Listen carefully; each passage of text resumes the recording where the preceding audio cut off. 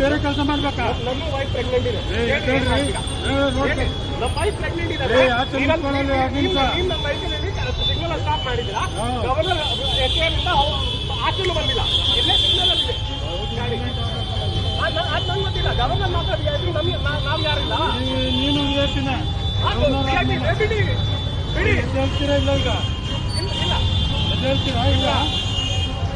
ವಯಸ್ಸಾಗ ಕಳಿಸ್ಕೊಡಿ. ಇದೆಲ್ಲ ವಿಡಿಯೋ ಮಾಡ್ಕೊಂಡು